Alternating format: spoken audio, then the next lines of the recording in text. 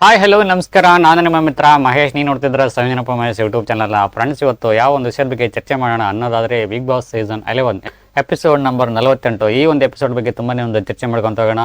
ಬಹಳಷ್ಟು ವಿಚಾರಗಳು ಒಂದು ಮಾತಾಡೋದಲ್ಲ ಬೇರೆ ಈ ಒಂದು ಎಪಿಸೋಡ್ ಅಲ್ಲಿ. ವಾರ ಪೂರ್ತಿ ಧನರಾಜ್ ಅವರ ಪರ್ಫಾರ್ಮೆನ್ಸ್ ಹೇಗಿತ್ತು?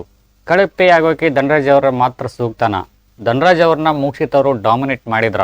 ಈ ವಾರದ ಉತ್ತಮ ಯಾರು ಹಾಗೂ ಕಳಪೆ ಯಾರು? ಕ್ಯಾಪ್ಟನ್ಸಿ ಟಾಸ್ಕ್ ಅಲ್ಲಿ ಗೆದ್ದೋರು ಯಾರು, ಬಿದ್ದೋರು ಯಾರು? ತ್ರಿವಿಕ್ರಮ ಹಾಗೂ ಮೋಕ್ಷಿತ್ ಅವ್ರ ನಡುವೆ ಚಿಗುರೊಡೆ ಇತ್ತ ಸ್ನೇಹ ಅನ್ನೋ ಒಂದು ಸಸಿ. ಗೌತಮಿ ಅವರು ಹನುಮಂತ್ ಅವ್ರಿಗೆ ಸಾರಿ ಕೇಳಿದ್ದಾದ್ರು ಯಾಕೆ? ಕ್ಯಾಪ್ಟನ್ಸಿ ಟಾಸ್ಕ್ಗೋಸ್ಕರ ಭವ್ಯ ಅವರ ಹಾಗೂ ತ್ರಿವಿಕ್ರಮ ಅವರ ಪರ್ಫಾರ್ಮೆನ್ಸ್ ಹೇಗಿತ್ತು? ಡ್ಯಾನ್ಸ್ ಅಲ್ಲಿ ಗೆದ್ದವ್ರು ಯಾರು? ಸೊ ಇವೆಲ್ಲ ಪ್ರಶ್ನೆಗಳಿಗೆ ಒಂದೊಂದಾಗಿ ಉತ್ತರ ಹುಡ್ಕೊಂಡು ಹೋಗೋಣ. ಅದಕ್ಕೆ ಮುಂದೆ ಯಾರೆಲ್ಲ ಚಾನಲ್ ಸಬ್ಸ್ಕ್ರೈಬ್ ಮಾಡಿ ವಿಡಿಯೋ ನೋಡ್ತಿದ್ರು ಅವರೆಲ್ಲರೂ ಚಾನಲ್ ಸಬ್ಸ್ಕ್ರೈಬ್ ಮಾಡಿ, ಪಕ್ಕದಲ್ಲಿರೋ ಬೆಲ್ ಬಟನ್ ಕ್ಲಿಕ್ ಮಾಡ್ಕೊಂಬಿಡಿ. ಯಾಲ ಅಂತ ನೋಟಿಫಿಕೇಶನ್ ಬರುತ್ತೆ, ಅದನ್ನ ಕ್ಲಿಕ್ ಮಾಡ್ಕೊಂಡ್ರೆ ನಾನು ಮಾಡ್ತಕ್ಕಂಥ ಪ್ರತಿಯೊಂದು ವಿಡಿಯೋಗಳು ನಿಮ್ಮ ಮೊಬೈಲ್ಗೆ, ನಿಮ್ಮ ಕಂಪ್ಯೂಟರ್ಗೆ ಇಂಥ ನೇರವಾಗಿ ನೋಟಿಫಿಕೇಶನ್ ಬರುತ್ತೆ. ಈ ಮೂಲಕ ಹಲವಾರು ರೀತಿ ಎಲ್ಲರ ಬಗ್ಗೆ ಪ್ರತಿಯೊಂದು ಮಾಹಿತಿಯನ್ನು ಪ್ರತಿದಿನ ನೀವು ಪಡ್ಕೋಬಹುದು ಅಂತ ಹೇಳ್ತಾ ಇನ್ನೇಕ ಬನ್ನಿ ಫ್ರೆಂಡ್ಸ್, ವಿಡಿಯೋ ಸ್ಟಾರ್ಟ್ ಮಾಡೋಣ.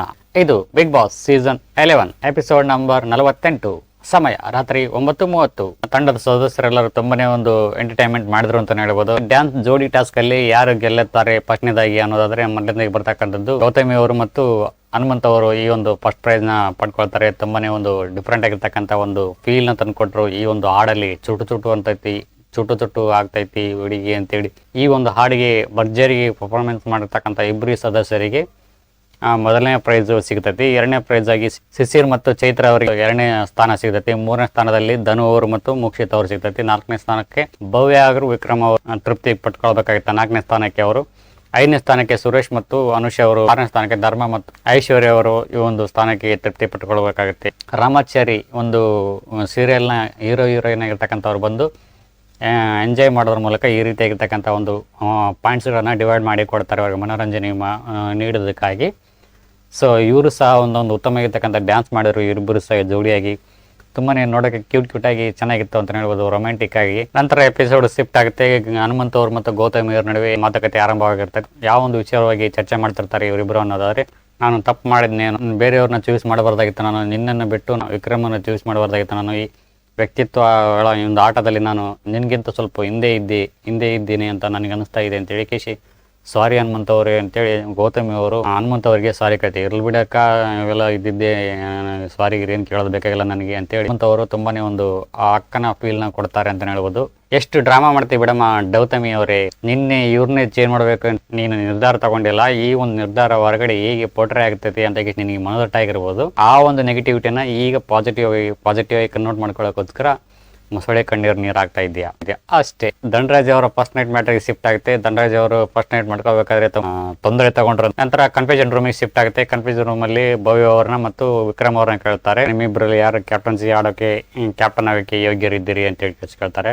ಹಾಗೇನೆ ಅದೇ ರೀತಿ ಹನುಮಂತ ಮತ್ತು ಗೌತಮಿ ಅವ್ರನ್ನ ಕೇಳ್ತಾರೆ, ನಾನು ಕ್ಯಾಪ್ಟನ್ ಆಗ್ತೀನಿ, ಮನ ಒಲಿಸೋದಕ್ಕೋಸ್ಕರ ಏನೆಲ್ಲ ಡ್ರಾಮಾ ಮಾಡಲು, ಕುಯ್ಲು ಸಿಕ್ಕಾಪಟ್ಟೆ ಕೊಯ್ಲು. ಇವ್ರು ಕುಯ್ಯೋದ್ ನೋಡಿ ಬಿಗ್ ಬಾಸ್ಗೆ ಇರಿಟೇಟ್ ಆಗಿರುತ್ತೆ. ಆ ನಮನಿ ಕುಯ್ಲು. ಹನುಮಂತ ಅವರು ಗೌತಮಿನ ಆಯ್ಕೆ ಮಾಡ್ಕೊಳ್ತಾರೆ.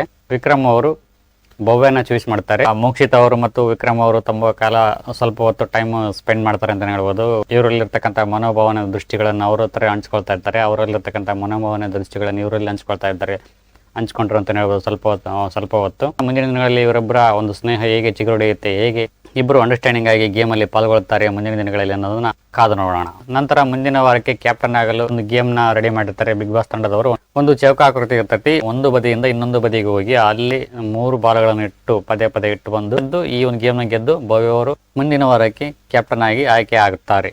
ನಂತರ ಚೈತ್ರ ಅವರಿಗೆ ಏನೋ ಆರೋಗ್ಯದಲ್ಲಿ ಸಮಸ್ಯೆ ಆಗುತ್ತೆ. ಇನ್ನೇನು ಕೆಲವೇ ಕ್ಷಣಗಳಲ್ಲಿ ವೈಯಕ್ತಿಕ ದ್ವೇಷಗಳನ್ನು ಇಟ್ಟುಕೊಂಡು ಕಳಪೆ ಮತ್ತು ಉತ್ತಮ ಕೊಡುವ ಕಾರ್ಯಕ್ರಮ ಆರಂಭವಾಗಲಿದೆ ಬಿಗ್ ಬಾಸ್ ಮನೆಯಲ್ಲಿ. ಆಲ್ಮೋಸ್ಟ್ ಎಲ್ಲರೂ ಉತ್ತಮನ ಸುರೇಶ್ ಅವರು ಕೊಡ್ತಾರೆ, ಕಳಪೆನ ಧನರಾಜ್ ಅವರು ಕೊಡ್ತಾರೆ. ಇಲ್ಲಿ ಧನರಾಜ್ ಅವರಿಗೆ ಕೊಟ್ಟಿರ್ತಕ್ಕಂಥ ಕೆಲವೊಂದಿಷ್ಟು ರೀಸನ್ಗಳನ್ನು ನಿಮ್ಮಿಂದ ನಾನು ವ್ಯಕ್ತಪಡಿಸಕ್ಕೆ ಹೋಗ್ತೇನೆ. ಅವರ ರೀಸನ್ಗಳು ಹೇಗಿದ್ವು ಅನ್ನೋದ್ರ ಬಗ್ಗೆ ಸ್ವಲ್ಪ ಡಿಸ್ಕಸ್ ಮಾಡೋಣ. ಶಿಶಿರ್ ಅವ್ರದ್ದು ಏನೋ ಮಾಡಬಹುದಿತ್ತು, ಆದ್ರೂ ನೀವೇನು ಮಾಡಲಿಲ್ಲ. ಸ್ಕೋರ್ ಬೋರ್ಡ್ ಇದೆಯಲ್ಲ, ಆ ಒಂದು ಸ್ಕೋರ್ ಬೋರ್ಡ್ ಹತ್ರ ನಿಮಗೆ ಟಕ್ಕರ್ ಕೊಡೋ ಹಾಗೆ ಅವರು ಮಾಡಿದ್ದಾರೆ. ಬೇರೆಯವ್ರ ಹೆಸರು ತಗೋಬೇಕಾಗಿತ್ತು, ಬಟ್ ನೀವು ತಗೊಳ್ಳಿಲ್ಲ ಅಷ್ಟೇ. ಮೋಕ್ಷಿತ್ ಅವರು ಕಾರಣ ಕೊಡ್ತಾರೆ, ಎಫರ್ಟ್ ಇತ್ತು ಆದ್ರೆ ಸ್ಮಾರ್ಟ್ನೆಸ್ ಇರಲಿಲ್ಲ. ಈಗ ಹೆಂಗಿದೆ ಅಂತಂದ ಅನ್ನೋದಾದ್ರೆ, ಚೆನ್ನಾಗಿ ಆಡಿದ್ರಿ ಬಟ್ ಚೆನ್ನಾಗಿ ಆಡ್ಲಿಲ್ಲ ಅನ್ನೋ ರೀತಿ ಐತೆ ಇದು. ಇನ್ನು ಭವ್ಯ ಅವರು ಹೆಂಗೆ ಕೊಡ್ತಾರೆ, ನನ್ನ ಜೊತೆ ಮಾತಾಡ್ತಾ ಇಲ್ಲ ನೀವು, ಇದಕ್ಕೆ ಟಕ್ಕರ್ ಕೊಟ್ಟರು ಅಂತ ಹೇಳ್ಬೋದು ಧನರಾಜ್ ಅವರು. ನಾನು ಎಲ್ಲರ ಜೊತೆ ಮಾತಾಡಿಲ್ಲ ಅಂದ್ರೆ ಒಪ್ಕೊಳ್ತೀನಿ, ಬಟ್ ನಿನ್ನ ಜೊತೆ ನಾನು ಮಾತಾಡಿಲ್ಲ ಅನ್ನಪ್ಪ, ನಾನು ಇದನ್ನ ಒಪ್ಕೊಳ್ಳಂಗಿಲ್ಲ ಅಂತ ಹೇಳ್ತಾರೆ. ಈ ಒಂದು ರೀಸನ್ ತೋಪಾಯ್ತು ಅಂತ ಹೇಳ್ಬೋದು. ಹಾಗೇನೆ ಮನೆಯಲ್ಲಿ ಕಾಣಿಸ್ಲಿಲ್ಲ, ಕಾಣಿಸೋಕೆ ಏನಿದೆ ಅಮ್ಮ, ಜೋಡಿ ಟಾಸ್ಕ್ ಇದೆ. ಅಲ್ಲಿ ಜೋಡಿ ಟಾಸ್ಕ್ ಇದೆ ಅಂದ್ರೆ ಮೋಕ್ಷಿತ ಎಲ್ಲಿ ಹೋಗ್ತಾರೋ ಅಲ್ಲಿ ಹೋಗ್ಬೇಕು ಅವರು.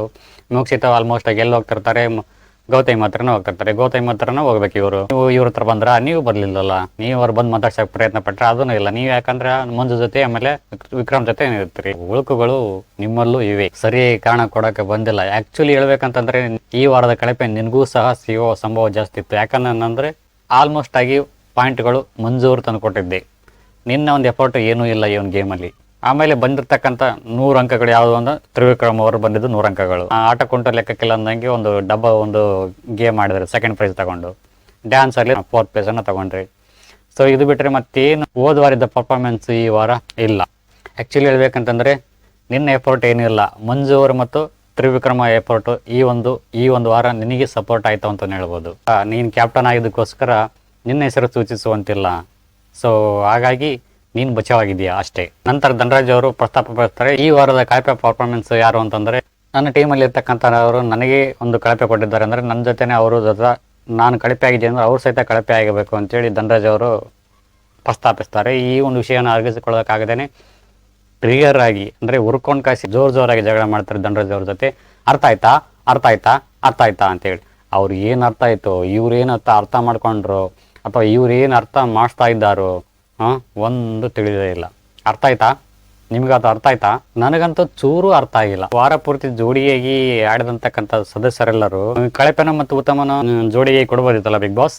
ಐ ಥಿಂಕ್ ಬಿಗ್ ಬಾಸ್ಗೆ ಮೋಕ್ಷಿತನ್ ಕಂಡ್ರೆ ಸ್ವಲ್ಪ ಭಯ ಅಂತ ಕಾಣಿಸುತ್ತೆ. ಅದಕ್ಕೆ ಯಾಕೆ ಬೇಕು ಬಿಡು ಇವ್ರ ಸವಾಸ ಅಂತೇಳಿ ಸೈಲೆಂಟ್ ಆಗಿದ್ರಂತ ಕಾಣಿಸುತ್ತೆ. ಅಲ್ಲ, ನನಗೊಂದು ಡೌಟು, ಈ ಮೋಕ್ಷಿತ ಅವರು ವಾರ ಪೂರ್ತಿ ಏನು ಗುಡ್ಡೆ ಹಾಕಿದ್ರು ಅಂತ ಧನರಾಜ್ ಅವರಿಗೆ ಕಳಪೆ ಕೊಟ್ಟರು ಅಂತ. ಗೇಮ್ ಆಡೋದು ಬಿಟ್ಟು ಪ್ಲೀಸ್ ನನ್ನ ಗೇಮ್ ತಂಟೆಗೆ ಬರೋಕೋಬಿಡಿ ಅನ್ನೋದು ಬಿಟ್ಟರೆ ಬೇರೆ ಏನು ಕಾಣಿಸೇ ಇಲ್ಲ. ಅದು ಅಲ್ಲದೆ ಒಂದು ಬಾಕ್ಸ್ನ ಕಾಲಲ್ಲಿ ಇಳ್ಕೊಳ್ಳೋ ಗೇಮಲ್ಲಿ ಅದರಲ್ಲೂ ಸಹಿತ ಇವರೇ ಫಸ್ಟ್ ಡ್ರಾಪ್ ಮಾಡ್ತಾರೆ, ಕಾಲು ನೋವಾಗಿದೆ ಅಂತೇಳಿ. ಸೊ ಅವರೇ ಮೊದಲು ಬಿಟ್ಟಿದ್ದು. ಎಫರ್ಟ್ ಇತ್ತು, ಸ್ಮಾರ್ಟ್ನೆಸಸ್ ಇಲ್ಲ ಅಂತ. ಸ್ಮಾರ್ಟ್ನೆಸಸ್ ಇವ್ರಿಗಿದೇನಾ? ಆ್ಯಕ್ಚುಲಿ ಹೇಳ್ಬೇಕಂತಂದರೆ ಮೋಕ್ಷಿತಗಿಂತ ಬೆಸ್ಟ್ ಪರ್ಫಾರ್ಮೆನ್ಸ್ ಕೊಟ್ಟಿದ್ದು ಧನರಾಜ್ ಅವರು. ಸೊ ಈ ಒಂದು ವಿಚಾರವಾಗಿ ಮಾತು ಬೆಳೆದು ತುಂಬಾ ಒಂದು ಮಾತಿನ ಚಕಮಕಿ ಬಳಸ್ಕೊಂಡು ಭವ್ಯ ಅವರು ಧನರಾಜ್ ಅವ್ರನ್ನ ಜೈಲಿಗೆ ತಳ್ತಾರೆ. ಆಗ ಕೋಪಗೊಂಡು ಧನರಾಜ್ ಅವರು ನಾನೇನು ಮಾತಾಡಲ್ಲ ಅಂತೇಳಿ ನನ್ನ ಮೇಲೇ ರೇಗಾಡ್ತಾರೆ, ಗದರುತ್ತಾರೆ. ಮೋಕ್ಷಿತ ಅವರು ತೋರಿಸ್ತೀನಿ, ಜೈಲಿಂದ ಹೊರಗಡೆ ಬಂದ ನಂತರ ನಾನು ಏನಂಬೋದು ನಿಮಗೆ ತೋರಿಸ್ತೀನಿ ಅಂತೇಳಿ. ಆದರೂ ಇವತ್ತು ಸ್ವಲ್ಪ ಚೆನ್ನಾಗಿ ಮಾತಾಡಿದೆ, ಅರ್ಥ ಮಾಡಿಸಿದೆ ಅಂತ ಕಾಣಿಸುತ್ತೆ. ಗಡದ್ದಾಗಿ ತಿಂದ ಮೋಕ್ಷಿತ ಅವರು ಶಿಶಿರ್ ಅವ್ರ ಹತ್ರ ಬಂದು, ಶಿಶಿರ್ ನಾನು ಅಹಂಕಾರ ಕಾಣಿಸ್ತಾ ಇದ್ದೇನೆ ನನ್ನಲ್ಲಿ ಅಂತೇಳಿ. ಹೋಗಿ ಯಾರ ಹತ್ರ ಕೇಳ್ತಾ ಇದೆಯಮ್ಮ?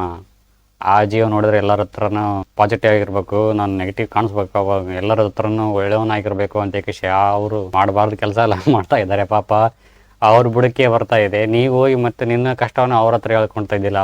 ಅವನಿಗೆ ನೋಡ್ಕೊಳಕ್ ಆಗ್ತಾ ಇಲ್ಲ. ಅವನದೇ ಊರು ಬಾಗಿಲಾಗಿದೆ. ಈ ವಾರ ಇರ್ತಾನೋ ಇರಲ್ಲೋ ಅದು ಸಹಿತ ಅವನಿಗೆ ಗೊತ್ತೇ ಇಲ್ಲ. ಒಂದಿಷ್ಟು ಮುಸಳೆ ಕಣ್ಣೀರು ಆಗ್ತಾಳೆ ಶಿಶಿರ್ ಅವ್ರ ಜೊತೆ. ನನ್ನ ಪ್ರಕಾರ ಈ ವಾರದ ಉತ್ತಮ ಪರ್ಫಾರ್ಮೆನ್ಸ್ ಯಾರಿಗೆ ಸಿಗಬೇಕು ಅನ್ನೋದಾದ್ರೆ ಶಿಶಿರ್ ಅವರಿಗೆ ಸಿಗಬೇಕು ನನ್ನ ಒಂದು ಅಭಿಪ್ರಾಯ ಆಗಿದೆ. ಯಾಕಂತಂದ್ರೆ ಸಿಂಗಲ್ ಹ್ಯಾಂಡಲ್ಲಿ ತಂಡವನ್ನು ತೆಗೆದುಕೊಂಡು ಹೋದ್ರು ಅಂತ ಹೇಳ್ಬೋದು. ಅಷ್ಟೊಂದು ಸ್ಕೋರ್ ಮಾಡೋಕ್ಕೆ ಪ್ರಮುಖ ಕಾರಣವಾಗಿರ್ತಕ್ಕಂಥವ್ರೆ ಶಿಶಿರ್ ಅವರು ಅಂತ ಹೇಳ್ಬೋದು. ಚೈತ್ರ ಅವರ ಪರ್ಫಾರ್ಮೆನ್ಸ್ ಅಷ್ಟಾಗಿ ಏನೂ ಕಾಣಲೇ ಇಲ್ಲ. ಈ ಜಗಳದ ವಿಚಾರವಾಗಿ ಕಾಮ ಆಗಿರೋದಾದರೂ, ಆಮೇಲೆ ವ್ಯಕ್ತಿತ್ವದ ವಿಚಾರವಾಗಿ ನಾಮಿನೇಷನ್ ಆಗೋ ವಿಚಾರದ ಅವ್ರಿಗೆ ಬ್ಯಾಕ್ ಫೈರ್ ಆಯಿತು ಅಂತ ಹೇಳ್ಬೋದು. ಸೊ ನನ್ನ ಪ್ರಕಾರ ಈ ಒಂದು ವಾರ ಉತ್ತಮ ಪರ್ಫಾರ್ಮೆನ್ಸು ಶಿಶಿರ್ ಅವರಿಗೆ ನಾನು ಕೊಡೋಕ್ಕೆ ಇಷ್ಟಪಡ್ತೀನಿ. ಇನ್ನು ಕಳಪೆ ಪ್ರದರ್ಶನ ಯಾರಿಗೆ ಅನ್ನೋದೇ ಆಲ್ಮೋಸ್ಟ್ ಆಗಿ ನಾನು ಐಶ್ವರ್ಯ ಅವ್ರನ್ನ ಚೂಸ್ ಮಾಡ್ತಾ ಇದ್ದೀನಿ. ಅಷ್ಟಾಗಿ ಪರ್ಫಾರ್ಮೆನ್ಸ್ ಬಂದಿಲ್ಲ ಅಂತ ನನ್ನ ಒಂದು ಅನಿಸಿಕೆ. ವಾರದ ಕತೆ ಕಿಚ್ಚನ ಜೊತೆ ಇವತ್ತಿನ ಈ ಒಂದು ಎಪಿಸೋಡಲ್ಲಿ ಯಾವೆಲ್ಲ ಚರ್ಚೆಗಳು, ಯಾವ ಒಂದು ವಿಷಯಗಳು ಚರ್ಚೆ ಆಗಬೇಕು ಸುದೀಪ್ ಅವರೊಡನೆ ಅನ್ನೋದಾದರೆ, ಮೋಕ್ಷಿತ ದುರಹಂಕಾರದ ಬಗ್ಗೆ ಒಂದಿಷ್ಟು ಕೀ ಮಾತು ಹೇಳಿ ಅವ್ರನ್ನ ಸ್ವಲ್ಪ ಸರಿದಾರಿಗೆ ತರಬೇಕು ಸುದೀಪ್ ಅವರು ಅಂತ ನನ್ನ ಒಂದು ಅನಿಸಿಕೆ. ವಾರದ ಉತ್ತಮ ಯಾರು ಮತ್ತು ಕಳಪೆ ಯಾರು ಇನ್ನೊಮ್ಮೆ ಅವ್ರನ್ನ ಮನವರಿಸಬೇಕು ಅಂತ ನನ್ನ ಒಂದು ಅನಿಸಿಕೆ ಆಗಿರ್ತೈತಿ. ನಂತರ ಚೈತ್ರ ಅವರ ಡಿಸಿಷನ್ ಬಗ್ಗೆ ಸರಿನೋ ತಪ್ಪು ಅನ್ನೋದ್ರ ಬಗ್ಗೆ ಕ್ಲಿಯರಿಟಿ ಕೊಡಬೇಕಾಗತ್ತೆ. ಮಂಜು ಅವರ ಡಬಲ್ ಗೇಮ್ ಬಗ್ಗೆ ಸ್ವಲ್ಪ ಕ್ಲಿಯರಿಟಿ ಕೊಡಬೇಕಾಗತ್ತೆ. ಮಂಜು ಅವರು ಉಸ್ತುವಾರಿ ಸಮಯದಲ್ಲಿ ವಿಕ್ರಮ್ ಮತ್ತು ಭವ್ಯ ಅವರು ಗೇಮ್ ಆಡುವಾಗ ತೆಗೆದುಕೊಂಡ ನಿರ್ಧಾರದ ಬಗ್ಗೆ ಎಷ್ಟರ ಮಟ್ಟಿಗೆ ಸರಿ ಅನ್ನೋದ್ರ ಬಗ್ಗೆ ಸ್ವಲ್ಪ ಚರ್ಚೆ ಮಾಡ್ಕೋಬೇಕಾಗುತ್ತೆ. ನನ್ನ ಪ್ರಕಾರ ಈಗಷ್ಟು ಪ್ರಶ್ನೆಗಳು ಚರ್ಚೆ ಆಗಬೇಕು ಅಂತ ನನ್ನ ಒಂದು ಅನಿಸಿಕೆ ಆಗಿರ್ತೈತಿ. ಸಗಸ್ ಇದಾಗೈತೆ. ವಿಡಿಯೋ ಇಷ್ಟ ಲೈಕ್ ಮಾಡಿ, ಕಾಮೆಂಟ್ ಮಾಡಿ, ಶೇರ್ ಮಾಡಿ ಅಂತ. Thank you. ಬಾಯ್.